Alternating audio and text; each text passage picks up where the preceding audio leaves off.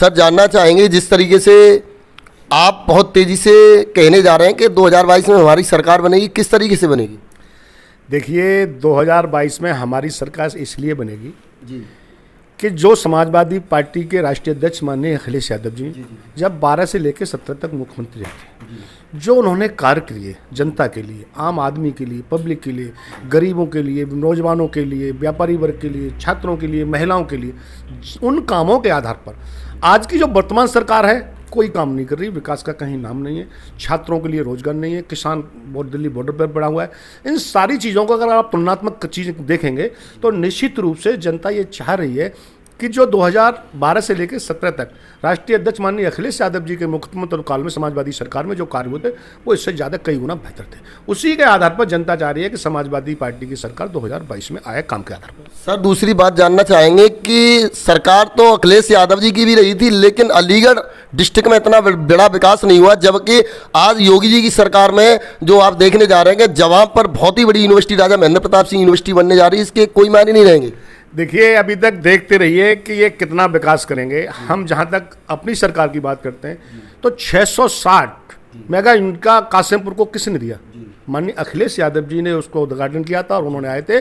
अगर वो तैयार होकर जब काम करने लगेगा तो हमारे प्रदेश को बहुत बड़ी बिजली के मामले में आपका ये अलीगढ़ टू टप्पल ये जो रोड बनाया 4 लेन वो किसकी देन थी? वो समाजवादी पार्टी की सरकार माननीय राष्ट्रीय अध्यक्ष अखिलेश यादव जी ने।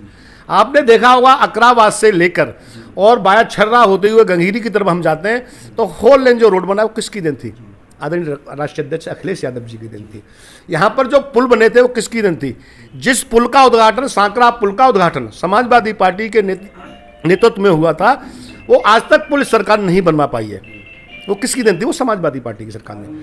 अलीगढ़ के अंदर ही 55,000 समाजवादी पेंशन मिल रही थी, आप पता करवा लीजिए विकास भवन से। वो किसकी देन थी? आदरणीय समाजवादी के नेता आदरणीय अखिलेश यादव जी की देन थी। लेकिन वर्तमान सरकार ने क्या काम किया है? अभी तक वो पुल नहीं, उसको बजट नहीं दिया, पुल नहीं बन पाया।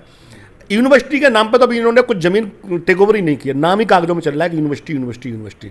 इन्होंने अब ये बताइए जो खैर जो रोड था जिस पर टप 4 लेन होना था वो अभी तक उसको 5 साल इनकी भी हो गई, अभी तक ये पूरा नहीं करा पाए। इन्होंने कौन सा रोड, जो रामघाट रोड, पॉस रोड जिसको VIP रोड कहते हैं, आज उस पर PSC से आगे जाके देखिए किलोमीटर तक 2-2 फुट 3-3 फुट पानी भरा हुआ है। जिस विकास जिसको स्मार्ट सिटी आप बता रहे हैं अलीगढ़ को बना रहे हैं, वो स्मार्ट सिटी अलीगढ़ की ये स्थिति है कि आप घरों में पानी भर रहा है, दुकानों में पानी भर रहा है, लोगों को सड़कों पर आना पड़ रहा है। ये इनका विकास है। तो ये विकास में और आप समाजवादी के विकास में तुलना करें तो निश्चित रूप से समाजवादी के नेता अखिलेश यादव जी ने अलीगढ़ के लिए बहुत कुछ किया है। दूसरी तरफ जानना चाहेंगे, जहां अखिलेश जी ने सरकार को छोड़ा था वहीं बंगला खाली किया था और उन पर आरोप लगाया था कि टोंटी भी उखाड़ के ले गए, उनको टोंटी चोर के नाम से मशहूर कर दिया। इसके बारे में क्या कहेंगे आप? देखिए ये ई रावण है। आजकल हमारे नेता ने कहा कि जो इस तरह की बातें करते हैं सोशल मीडिया पर, उसके सबूत क्या है? ये अनलग बातें हैं। ये ई रावण है जो सोशल मीडिया पर जाके अननेसेसरी फर्जी ID बना के और ये कार्य करते हैं। जहाँ तक बात यह है कोई भी नेता क्या ऐसा कर सकता है? संभावना ऐसी है। अगर हम उसी को अगर ये कहते हैं तो जब वहाँ से मुख्यमंत्री योगी हटेंगे उस CM हाउस से तो आपको वहाँ क्या क्या ढूंढने मिलेगा आपको खुद पता चलेगा। आपके माध्यम से सबको पता लगेगा कि वहाँ क्या क्या मिला, क्या क्या नहीं मिला। दूसरा, योगी जी ने बहुत बड़ा प्रोजेक्ट दिया जेवर एयरपोर्ट, क्या योगी जी की ये देन नहीं है? देखिए ये इनकी देन का, ये हमारी सब मतलब पार्टी, ये आम जनता का पैसा इकट्ठा करके खून चूस कर अभी ये एयरपोर्ट बनाएंगे।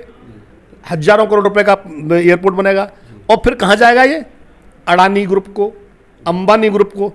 तो फायदा किसको हो रहा है? केवल उन ग्रुपों को हो रहा है। पैसा खर्च किसका हो रहा है? जो हमारी और आपकी खून पसीने की कमाई है, गरीब आदमी की और जो छोटे आदमी की, उसके आधार पर उसकी जमीन लेके उसको निश्चित रूप से हवाई अड्डा बने, सरकार उसको चलाती तो हम मानते। लेकिन दिल्ली जैसे एयरपोर्ट, बम्बई जैसे एयरपोर्ट जिनकी बहुत सारी अच्छी स्थिति थी, लखनऊ वाला एयरपोर्ट, ये सब प्राइवेट हाथों में दी जाए। वही जेवर एयरपोर्ट की होनी है कि यहाँ से तैयार करेंगे, अब सरकार का पैसा लगेगा और वो प्राइवेट हाथ में चला जाएगा। तो क्या फायदा हुआ उसका? हमारा दूसरा वही जानेंगे कि अखिलेश भैया के शासनकाल में आपके जो मुख्यमंत्री रहे उस समय पर सेंटर को स्थगित रखा जाता था, लेकिन कितना भला हो रहा है जनता का? 84-85% बिना पेपरों के दिए जा रहे हैं। देखिए निश्चित रूप से कोरोना काल में इसमें पढ़ाइयाँ नहीं हुई। ये ऐसा दौर था, इसमें बहुत सारी समस्याएं रहीं और अब इन्होंने जो सिस्टम के आधार पर क्या काम किया है, ये इनकी शिक्षा नीति के आधार पर इन्होंने कुछ किया होगा। लेकिन हमारा मानना ये है कि अगर आज देखिए DPS जैसे संस्थान लाखों रुपए छोटे बच्चों की फीस ले रहे हैं, किस आधार पर ले रहे हैं? जहां एंड्रॉयड फोन आप कहते हैं कि हम एंड्रॉयड फोन से उनकी पढ़ाई करा रहे हैं, एंड्रॉयड फोन कहां गरीब जनता के पास है जो रूरल एरिया में हम मानते हैं कि शहर में एंड्रॉयड फोन इस्तेमाल लोग कर रहे हैं, लेकिन रूरल क्षेत्र में तो पढ़ाई तो यहाँ की चौपट हो चुकी है, शिक्षा तो यहाँ की बिल्कुल गड्ढे में जा रही है। ये लोग भाजपा वाले चाहते ही नहीं है कि लोग शिक्षित हों, ये चाहते हैं कि यहाँ के लोग अशिक्षित रहें और उस पर राज किया जा सके। ये राज करने के लिए कुछ भी कर सकते हैं, तो इनकी अपनी नीति है, जैसे चाहेंगे करेंगे। सर दूसरी बात जानना चाहेंगे, मैं सभी पार्टियों की बात कर रहा हूं, आपकी अकेले की बात नहीं कर रहा, ना बीजेपी की कर रहा, सभी की कर रहा हूं कि आज दमखम से सभी पार्टियां सम्मेलन करा रही हैं, कोई भी सवर्णों की बात क्यों नहीं करती है पार्टी, क्या कारण है? देखिए, जहाँ तक सवर्णों वाली बात है, समाजवादी पार्टी ने लखनऊ के अंदर सबसे बड़ा जनेश्वर पार्क जनेश्वर जी के नाम से है, वो सवर्णी थे। उससे और बड़ा हम लोग क्या मतलब काम। रही बात जब समाजवादी पार्टी की सरकार 2012 से 17 तक थी, उस समय माता प्रसाद पांडे जी विधानसभा अध्यक्ष थे, हमारे पंडित सिंह मंत्री थे, हमारे अपना लखनऊ से विधायक जी मंत्री थे, अभिषेक मिश्रा जी मंत्री। कई सवर्णों को समाजवादी पार्टी की सरकार में प्रतिनिधित्व मंत्री दिया गया, तो अच्छे कैबिनेट मंत्रियों को शपथ दिया गया था। ठाकुर राघुज कृषि मंत्री थे, बहुत लोग थे। समाजवादी किसी जाति की किसी धर्म की राजनीति नहीं करती, समाजवादी सर्वधर्म सभी जाति बिरादरी सबके लिए बराबर की राजनीति करती है। समाजवादी पार्टी हर एक को जो जिसका लायक है उसको आरक्षण देने के पक्ष में है, और जब भी सरकार बनेगी निश्चित रूप से उसी तरह से समाजवादी पार्टी सरकार देगी, आर्थिक आधार पर कि जिसका आर्थिक आधार जिसको जरूरत है उसको आरक्षण मिलना चाहिए। देखिए, निश्चित रूप से आप देखिए, स्वास्थ्य के मामले में जहाँ तक बात थी, सबसे ज़्यादा एम्स हमारी सरकार के टाइम पे हमने जमीन दी और एम्स लगे। 1 रुपये का पर्चा कौन सी सरकार में बना? समाजवादी सरकार में बना था, आदरणीय नेताजी की। और तो जहाँ तक दवाई की बात है, दवाई सस्ती की, किसानों के हित की बात है, सबसे पहले हमारे जो नेताजी आदरणीय मुलायम सिंह यादव जी ने चुंगी प्रथा खत्म की थी।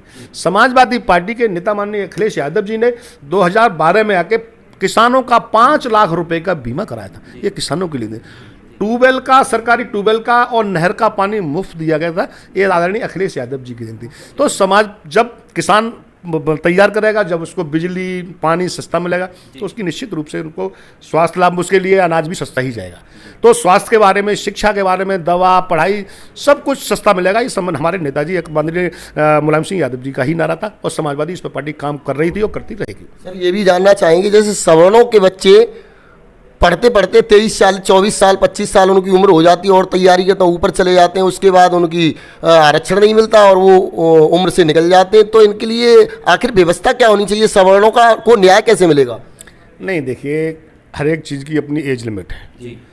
कि यूपीएससी में आपको कब एग्जाम देना है, पोस्ट ग्रेजुएट के, ग्रेजुएट के बाद, उसी के तहत सबके लिए बराबर है, उसमें सवर्णों के लिए और उसके लिए कहीं ऐसा कुछ नहीं है। नहीं सर, जिस तरीके से ओबीसी और एससी को 5 वर्ष की छूट दी जाती है, तो सवर्णों के लिए कोई ऐसा नहीं है? नहीं, ये सवर्णों के लिए देखिए एज लिमिट जो भी रखी गई है, बच्चे 22 से 23 साल में जाके ग्रेजुएशन कंप्लीट कर लेते हैं और उसके लिए एलिजिबल हो जाते हैं। उसके लिए चांस भी मिलते हैं कि उसको 3 चांस या 5 चांस दिए जाएंगे, इस तरह का प्रावधान है। नहीं सर, मैं आपकी बात काटते हुए आपसे क्वेश्चन करना चाहूंगा कि जैसे ही बच्चे की उम्र होती है तभी सरकार का परिवर्तन हो जाता है, उसके बाद कोई भी लाभ वो नहीं ले पाता है, तो इसमें बच्चे की गलती है या आप लोगों की सरकार? नहीं, ये सरकार की, इनकी गलतियां हैं। ये तो कहीं रोजगार पैदा ही नहीं कर रहे। कुछ दिन बाद इन्होंने देखिए जो रोजगार थे वो सारे रोजगार इन्होंने समाप्त कर दिए, तो ये रोजगार की बात ही कहां करेंगे। लेकिन हमारे नेताजी ने कहा, आदरणीय राष्ट्रीय अध्यक्ष अखिलेश यादव जी ने कहा है कि पहली कैबिनेट में हम 10 लाख युवाओं को रोजगार देंगे, तो हम देंगे। आप सर, मैं आपसे एक क्वेश्चन करना चाहूंगा कि आपने प्रेस कॉन्फ्रेंस के दौरान कहा कि आप 12 घंटे के अंदर सहायक अध्यापक बना देंगे जो रुके हुए हैं, तो क्या आप ये तय नहीं करना चाहेंगे कि योगी सरकार ने उन्हें सहायक अध्यापक नहीं बनाया तो इसमें बच्चों की भी कोई गलती हो सकती है या कोई घोटाला हो सकता है, तो क्या आप उसकी जांच किए बिना ही उन्हें अध्यापक बना देंगे सत्ता के लिए? देखिए, जो शिक्षा मित्र जांच के तहत ही बने थे, और उसी के तहत जो शिक्षा मित्र हैं पहले 12 घंटे में उनको सहायक अध्यापक बनाया जाएगा, न कि और लोगों को। ये स्पष्ट हमारे राष्ट्रीय अध्यक्ष का कहना है कि जो शिक्षा मित्र हैं उनको सहायक, और वो जांच के तहत बने। अब मैं ये जान रहा हूं, जांच की जहां तक बात है, अलीगढ़ के अंदर लगभग 125 लोग जहरीली शराब से उनकी मृत्यु हो गई। आपने ये मुद्दे कभी उठाए ही नहीं। हम शुरू से ये बात कर रहे हैं कि उसकी सीबीआई जांच होनी चाहिए, उन परिवारों को मुआवजा मिलना चाहिए, लेकिन इतनी ज्यादा मौतें होने के बाद मैं आपसे भी यह माध्यम से कहना चाहूंगा कि आप लोग इन मुद्दों को क्यों नहीं उठा रहे? वो जांच सीबीआई होनी चाहिए थी, उसमें दोषी कौन है? चंद लोगों पर कार्रवाई करके उनको भूमाफिया घोषित करके आपने उन लोगों को क्या न्याय मिला? वो लोग जेल चले गए, हमने हमारी अच्छी उन्होंने गलत किया, लेकिन जिन लोगों के परिवार में मौतें हुई हैं उनको क्या उनको न्याय मिला? उनकी जांच निष्पक्ष हो, उसमें जितने भी प्रशासनिक अधिकारी दोषी हैं उन पर भी मुकदमा लगना चाहिए, उनको भी जेल जाना चाहिए।